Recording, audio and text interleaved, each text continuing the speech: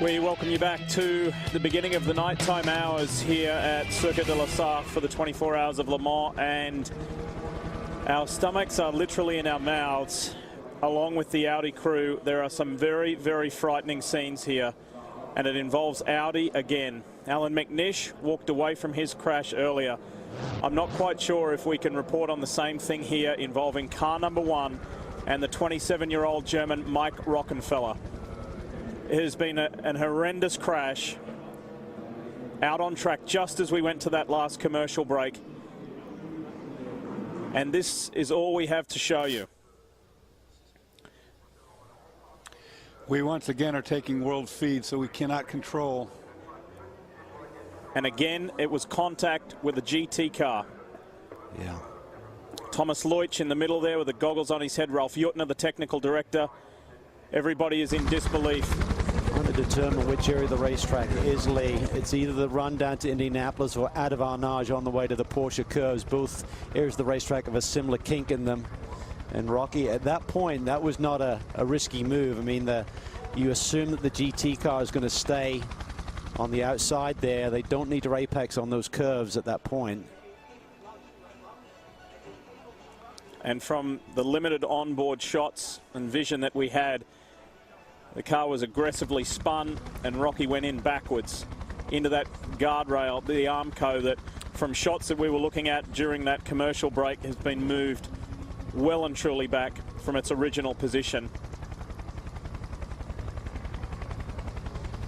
And we've got some shots coming up for you to try and put this sequence together. Again, the video is limited, but we're doing the best we can with what we've been fed from the world feed. But again, these are very frightening times. That was at almost maximum speed. You can see the skid marks off to the left there. Here's that video that I was alluding to earlier. This is from a CCTV. It appears the back end of the car, or at least the gearbox and engine.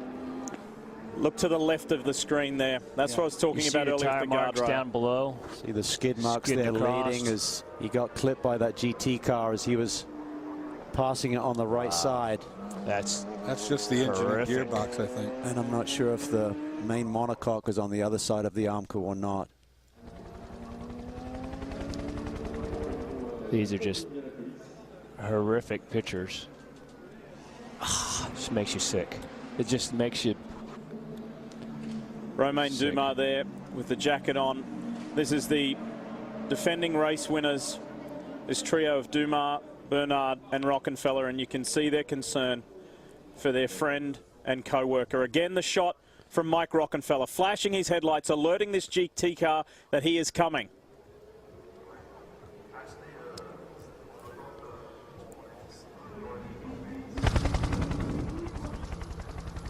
And that tells it all. His teammate there that we just saw the shot of, Romain Dumas, was highly critical in a message earlier today about several drivers, several cars out on track.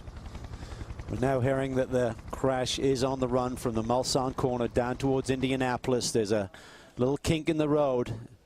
At these speeds, nothing is easy, but it's an area of the racetrack where a GT car should be able to run essentially the outside lane there and allow the faster prototypes to just go by. Sometimes when a guy is out maybe on his initial lap, he's really disoriented with the racetrack, trying to get up to speed. There's been a lot of talk about the GTE amateur division. We hate to place blanks. We're not even sure which GT car was involved in this incident, but you'd have to say that one lays at the fault of the GT car closing the door at these high speeds.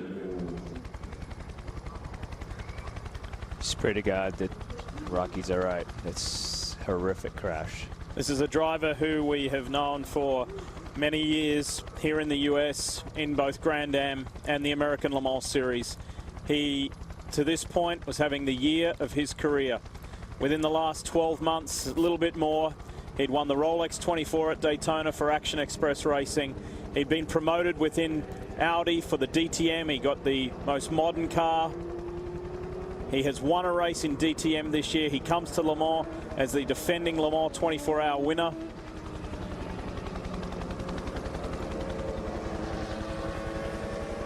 One thing about this, if he did go over, this is where the closed cockpit should be a help. You know, we hate to just guess on what's happened here, but there you see the charred mess and laying at the side of the road. He's on the stretcher. Yeah, he's on the other side of the guardrail. You see him on the stretcher. They just lift him over the guardrail, but the car, what's left of it, was on this side. Don't know where the car's at. Yeah, the front part's missing.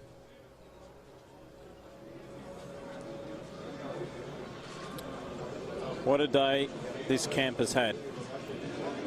First Alan McNish, now Mike Rockenfeller. And for perhaps people hearing the news of a crash, maybe Romain Dumas telling family and friends that he is okay. He was not in the car. It was his friend and teammate Mike Rockenfeller. Boy, there's just not enough of that thing left to even know what it is. Yeah. Can't say. Only hope is that perhaps the driver's compartment was on the other side of the guardrail. Separated. Protected him.